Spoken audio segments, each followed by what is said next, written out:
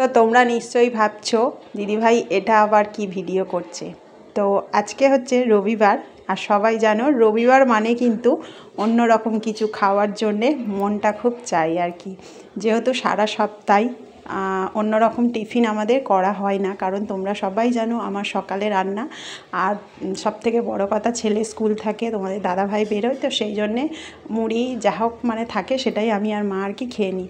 তো দেখো আমি ওখানে পাস্তা করব বলে পাস্তাটাকে সিদ্ধ করে নিয়েছিলাম, আর হচ্ছে তোমাদেরকে গাজর আর হচ্ছে আলু, বিনস, কড়াইশুঁটি এগুলো কেটে নিয়েছিলাম, নিয়ে নুন মাখাচ্ছিলাম, সেটাই তোমাদেরকে দেখালাম। তো তারপরে দেখো আমি এখানে পেঁয়াজ কাটছিলাম আর কাঁচা লঙ্কা কাটছিলাম।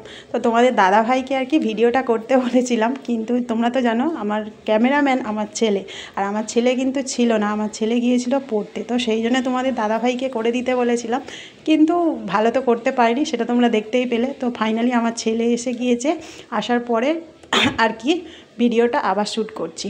তো দেখো তেল গরম হয়ে গিয়েছে, সেখানে কিন্তু আমি পেঁয়াজ আর কাঁচা লঙ্কাটাকে তুলে দিলাম, দিয়ে একটু ভাজা করে নেব। আর ওদিকে দেখো আমি কিন্তু চা বসিয়ে দিয়েছি, সেটা কিন্তু তোমাদেরকে দেখিয়েও দিলাম, কারণ সকাল থেকে আজকে চা এখনও খাওয়া হয়নি।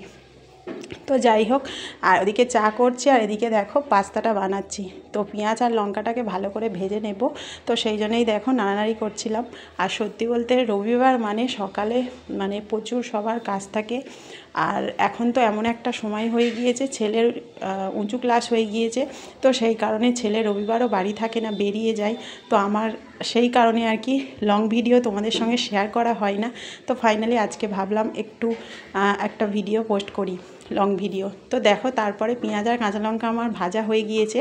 তো আমি কিন্তু এখানে দেখো যে সবজিটাকে কেটে নুন মাখিয়ে রেখেছিলাম, তো সেটাকে আমি হচ্ছে কড়ার মধ্যে তুলে দিলাম, আর দেওয়ার পরে একটু কিন্তু ওগুলোকে ভালো করে ভেজে নেব।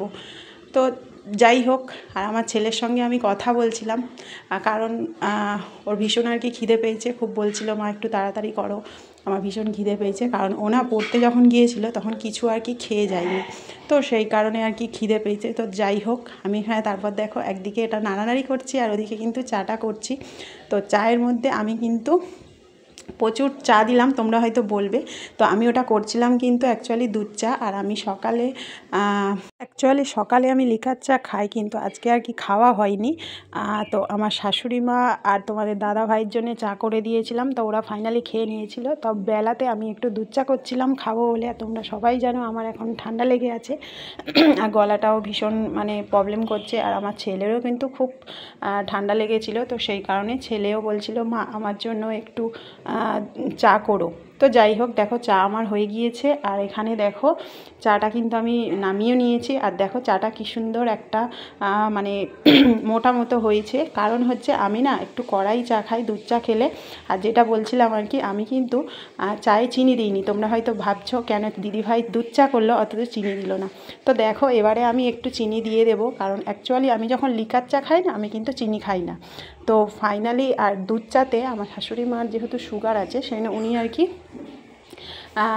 চিনিটা আর কি খায় না, অ্যাভয়েড করে। তো সেই কারণে আমার আর ছেলের চায়ে একটু করে চিনি দিয়ে দিলাম, আর দুধ চাটা আমি আবার চিনি ছাড়া খেতে পারি না। তো দেখো একটু করে চা খাচ্ছি, আর একটু করে কিন্তু আমি পাস্তাটা নাড়ানাড়ি করছিলাম। তো সবজিগুলো ভাজা হয়ে গিয়েছে, আর ওর মধ্যে কিন্তু আমি অ্যাকচুয়ালি হলুদ দিয়ে দিয়েছিলাম একটু। তো তারপরে দেখো আমি ভালো করে ওটাকে নাড়াচাড়া করে নিচ্ছি, মানে ভালো করে সবজিটার সঙ্গে পাস্তাটা একদম মিক্সড করে নেব।